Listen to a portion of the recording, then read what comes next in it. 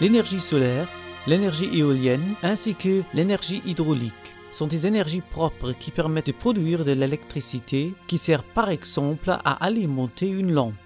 Le rayonnement solaire est transformé en électricité par des cellules solaires. En général, une cellule solaire est composée de silicium qui est un matériau semi-conducteur et qui fait partie du groupe 14 du tableau périodique des éléments. Silicium se trouve entre les éléments aluminium et phosphore. Par conséquent, un atome de silicium compte 2 électrons sur la première couche, 8 électrons sur la deuxième couche et seulement 4 sur sa dernière couche.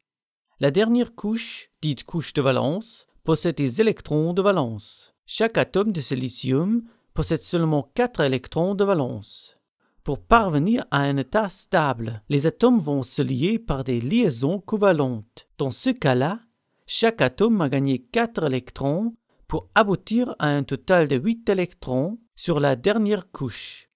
Les atomes étrangers sont introduits dans le réseau cristallin pour atteindre un état instable. L'implantation de bore va entraîner un manque d'électrons parce que l'atome de bore possède 3 électrons de valence. En revanche, la présence de phosphore crée des électrons supplémentaires. Une cellule solaire est composée de 2 couches de silicium placées en contact étroit l'une avec l'autre.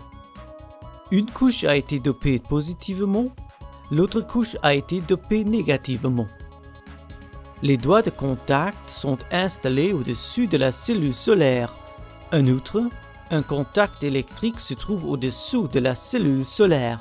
La couche de protection supérieure en verre sert à protéger la cellule solaire.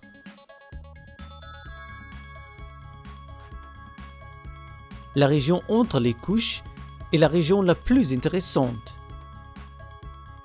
À l'interface de ces 2 couches, les électrons et les trous se combinent et donnent naissance à un champ électrique.